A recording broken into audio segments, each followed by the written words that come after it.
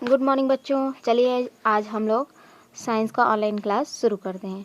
बच्चों, previous video में आपने देखा जो स्काई है ना, वो किस तरह दिखाई देता है, आकाश में क्या क्या दिखाई देती हैं। साथ ही साथ हम लोगों ने स्टार और स्टार वर्ल्ड के बारे में जाना। ठीक है बच्चों, पिछले वीडियो में बताया गया था कि जो सूर्य होते हैं, तारे होते हैं, वो पृथ्वी से इतनी दूर होने के बाद भी है ना, वो हम लोगों को मतलब कि दूर होते हैं, फिर भी हम लोगों को दिखाई देते हैं, क्योंकि वो क्या होते हैं, चमकीले होते हैं। साथ ही साथ हम लोगों ने ये जाना कि जो सूर्य होते हैं, तारे होते हैं, ग्रह होते हैं, है ना, वो पृथ्वी से कई गुना बड़े होते हैं, फिर भी वो छोटे दिखाई देते हैं। तो इसका कारण ये है बच्चों कि पृथ्वी से जो तारों की दूरी है ना, सूर्य की जो दूरी है वो बहुत होती है, जिसकी वजह से वो हम लोगों को छोटी दिखाई देती है। ठीक है, तो चलिए आज हम लोग आगे की पढ़ाई शुरू करते हैं। आगे दिया है is because of the sunlight that the other star are not visible in the sky। बच्चों, सूर्य के प्रकाश के कारण, ठीक है, आकाश में सूर्य प्रकाश के कारण जो दूसरे स्टार होते हैं, यानी कि जो दूसरे तारे होते हैं, वो हम लोग को दिखाई नहीं देते हैं। ठीक है, विजिबल मीन्स होता है दिखाई देना। चलिए आगे बढ़ते हैं। Most of the star are so far away that is takes lakhs of years for their light to reach earth. बच्चों, यहाँ पर बताया गया है कि कुछ स्टार है ना, पृथ्वी से इतनी दूर हैं कि उनका जो प्रकाश होता है वो पृथ्वी तक पहुँचने में लाखों वर्ष लग जाते हैं। ठीक है, चलिए आगे बढ़ते हैं। Distance of star are indicated in light year. ठीक है, यानी कि तारों की दूरियाँ प्रकाश वर्ष में दर्शाई जाती हैं। चलिए आगे बढ़ते हैं। बच्चों, यहाँ पर ब्रैकेट्स में आपको कुछ बताया गया है। ठीक है, चलिए इसके बारे में जानें। The distance traveled by light in a year at the speed of 3 lakh kilometre पर second is known as 1 light year। बच्चों ध्यान दीजिएगा, यहाँ पर बताया जा रहा है कि प्रकाश लगभग 3 लाख किलोमीटर प्रति सेकंड की चाल से एक वर्ष में जितनी दूरी तय करता है उसे प्रकाश वर्ष कहते हैं।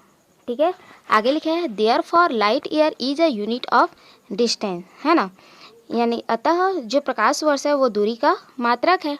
आगे देखिए, it equal 365 multiplication 24 multiplication 60 multiplication 60 multiplication 3 lakh, ठीक है, किलोमीटर, इतने के वो बराबर होता है।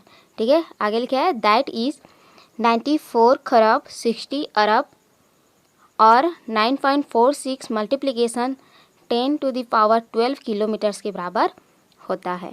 ठीक है बच्चों, चलिए आगे बढ़ते हैं। The sun is about 15 crore kilometres away from the earth. ठीक है बच्चों, यहाँ पर बताया जा रहा है कि जो सन होता है वो पृथ्वी से 15 करोड़ किलोमीटर, ठीक है, दूर है। ठीक है बच्चों, ध्यान दीजिएगा कि जो सूर्य है ना, वो हमारी पृथ्वी से 15 करोड़ किलोमीटर दूर है। चलिए आगे बढ़ते हैं। It takes about 8.3 minute for the sunlight to reach earth, so we can say that the sun is 8.3 light minute away. ठीक है, चलिए यहाँ पर बताया जा रहा है सूर्य के प्रकाश को, ठीक है, पृथ्वी तक पहुँचने के लिए लगभग 8.3 मिनट समय लगता है। इसलिए हम कह सकते हैं कि पृथ्वी से सूर्य की दूरी, ठीक है, या फिर पृथ्वी लगभग 8.3 प्रकाश मिनट दूर है। ठीक है बच्चों, समझ में आया। सूर्य के प्रकाश को पृथ्वी तक पहुंचने में लगभग 8.3 मिनट का समय लगता है।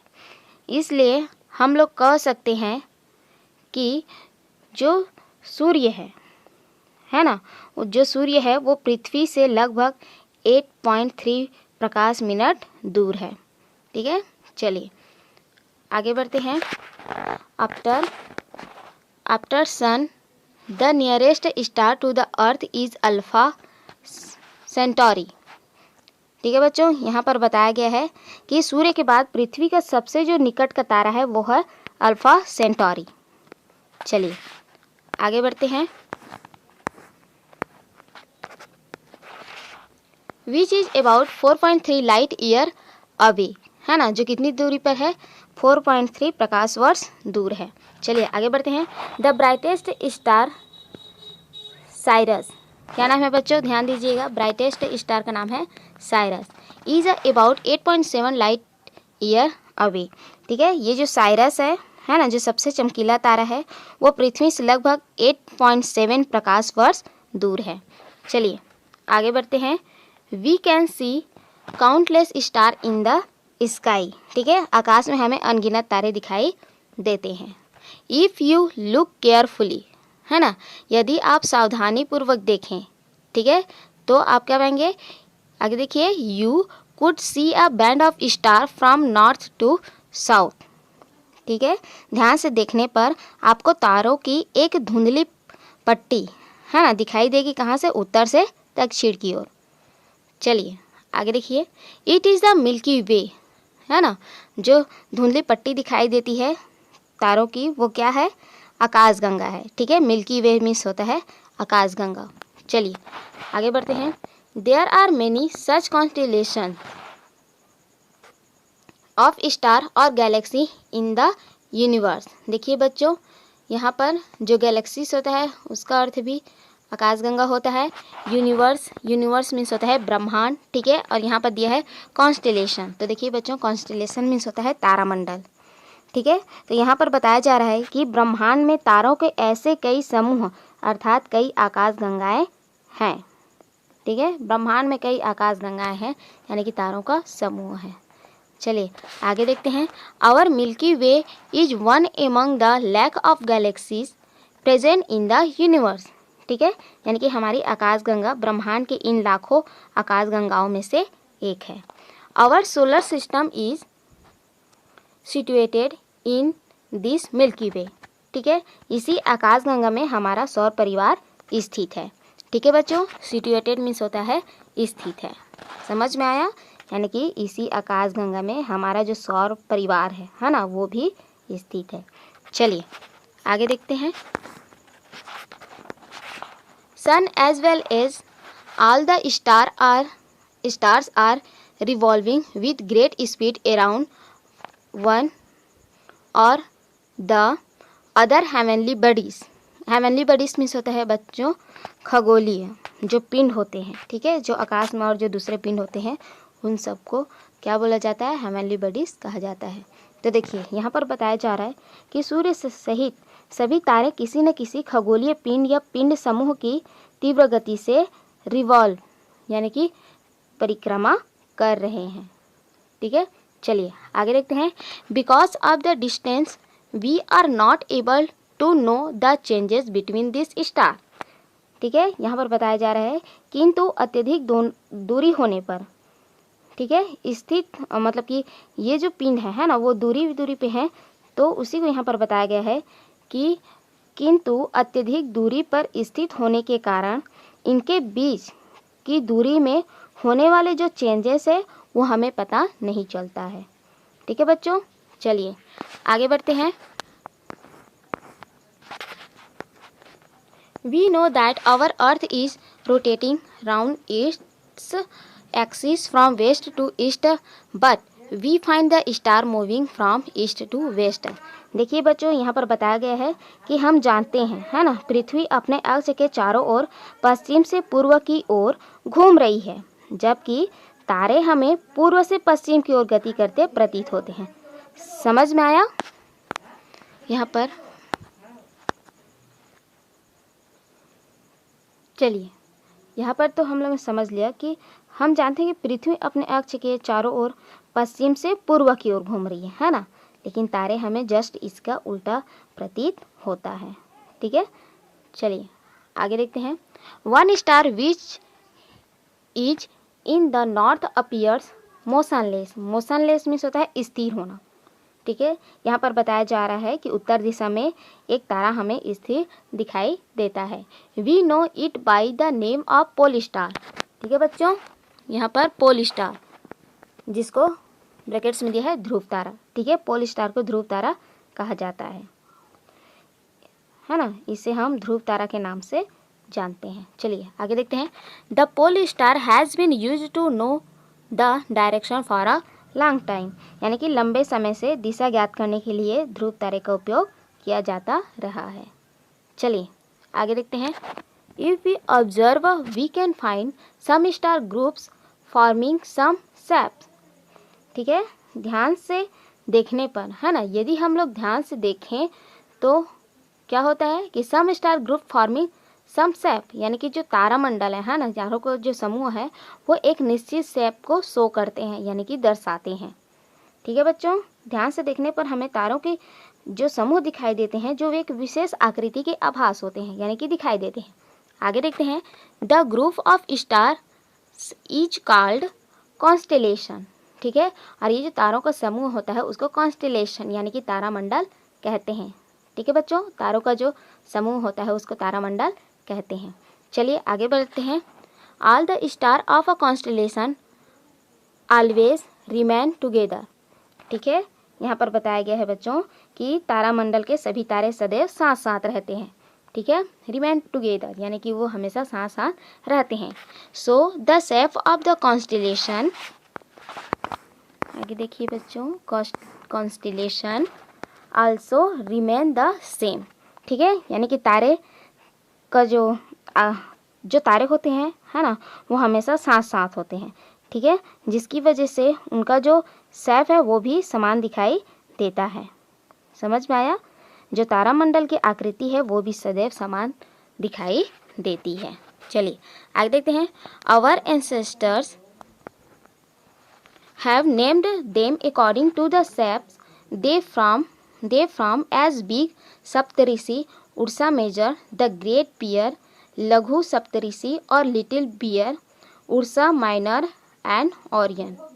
ओरियन या फिर ओरायन। देखिए बच्चों, यहाँ पर बताया गया है कि हमारे जो पूर्वज हैं, है ना, उन्होंने आकृतियों के आधार पर उनको कुछ नाम दिए हैं।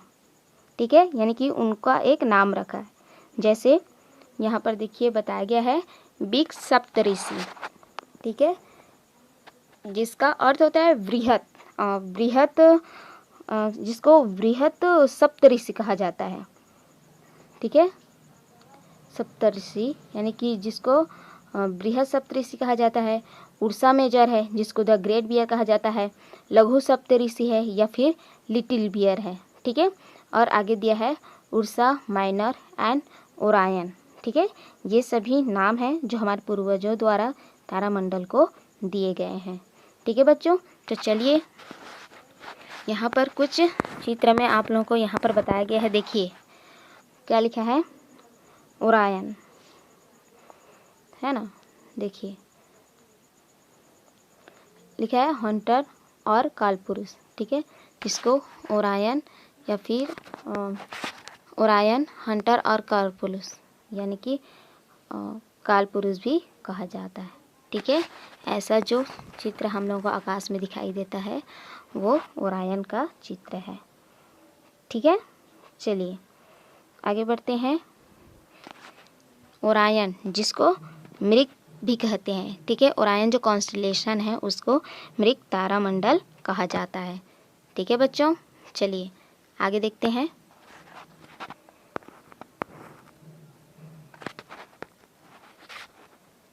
The constellation which can be easily recognised.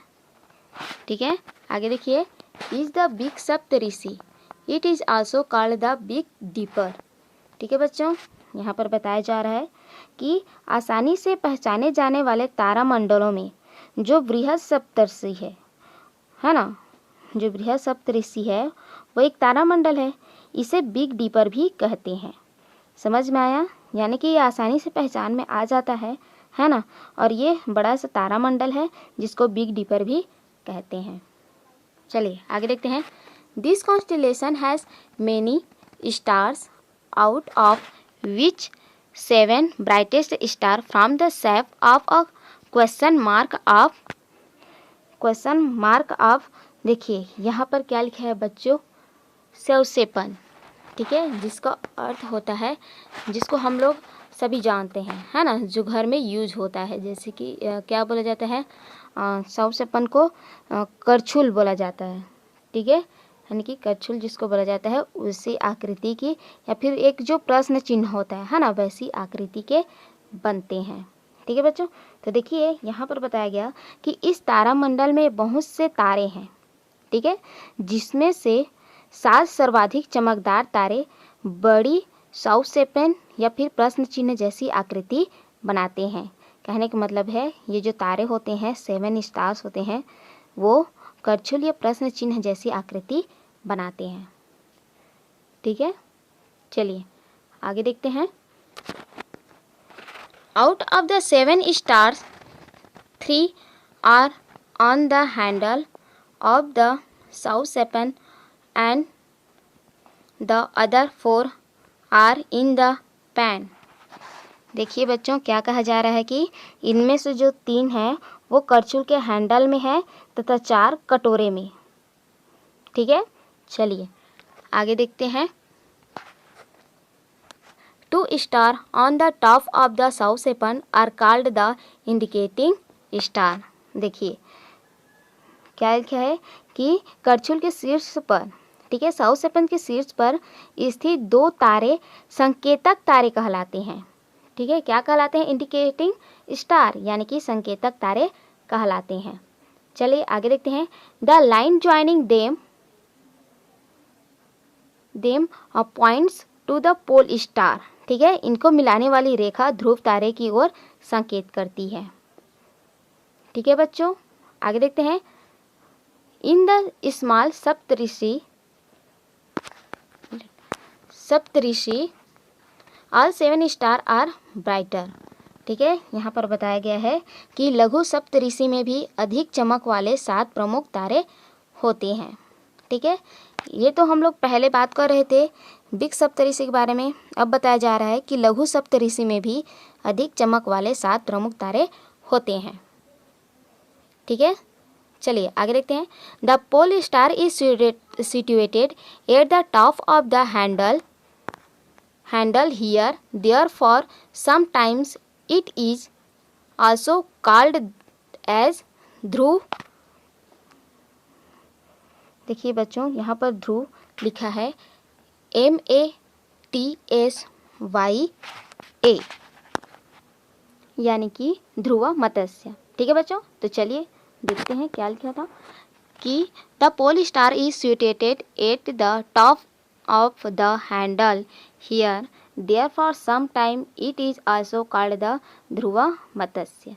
देखिए बच्चों, यहाँ पर बताया जा रहा है कि जो ध्रुव तारा होते हैं इसके हैंडल के सिरे पर स्थित होते हैं। ठीक है, टॉप ऑफ द हैंडल यानी कि हैंडल के सिरे पर स्थित होते हैं।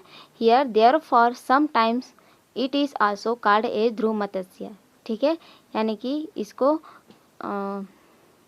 कुछ समय के लिए, है ना, इसको क्या कहा जाता है? ध्रुव मत्स्य कहा जाता है। ठीक है, यानी कि कुछ समय में ये क्या कहलाता था? ध्रुव मत्स्य कहलाता था। चलिए आगे बढ़ते हैं। Orion is also one of the main constellation seen in the sky which has more bright shining star than other constellation, the shape of constellation of a hunter, so it is also called the कालपुरुष। देखिए बच्चों, यहाँ पर बताया जा रहा है कि जो ओरायन है ना, वो भी आकाश में दिखाई देने वाला प्रमुख तारामंडल है, जिसके अन्य तारामंडलों की अपेक्षा अधिक चमकीले तारे होते हैं। ठीक है, अब आगे लिखा है कि इस तारामंडल की आकृति एक शिकारी की तरह दिखाई देती है। ठीक है बच्चों, ये जो है देखिए यहाँ पर बताया गया है कि ये जो तारामंडल है वो कैसा दिखाई देता है? The shape of this constellation is of a Hunter, यानी कि इसका जो आकृति है वो एक शिकारी की तरह दिखाई देती है। अतः इसे क्या कहा जाता है बच्चों? कालपुरुष कहा जाता है। ठीक है, समझ में आया? चलिए एक बार फिर समझते हैं। ओरायन भी आकाश में दिखाई देने वाला एक प्रमुख तारामंडल है, जिसमें अन्य तारामंडलों और जो तारामंडल है ना, उनकी अपेक्षा अधिक चमकीले तारे होते हैं। इस तारामंडल की आकृति एक शिकारी की तरह दिखाई देती है। ठीक है, इसलिए इसे कालपुरुष के नाम से भी जाना जाता है। ठीक है, चलिए आगे बढ़ते हैं। Try to recognise this constellation and try to find the position of the pole star. देखिए बच्चों, यहाँ पर बताया जा रहा है कि रात्रि में इन तारामंडलों को पहचानने का प्रयास करें तथा ध्रुव तारे की स्थिति को जानें।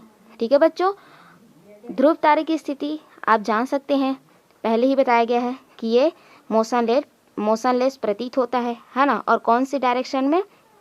नॉर्थ डायरेक्शन में। ठीक है, यानी कि उत्तर दिशा में ये स्थित होता है जो मोशनलेस होता है। और मोशनलेस हुआ है मतलब हम लोग जान जाते हैं कि वो क्या है, पोल स्टार है। ठीक है बच्चों, नॉर्थ डायरेक्शन में, याद रखिएगा। तो ठीक है, आज के लिए इतना ही। नेक्स्ट वीडियो में हम लोग नेक्स्ट की पढ़ाई करेंगे। तब तक के लिए thank you and take care.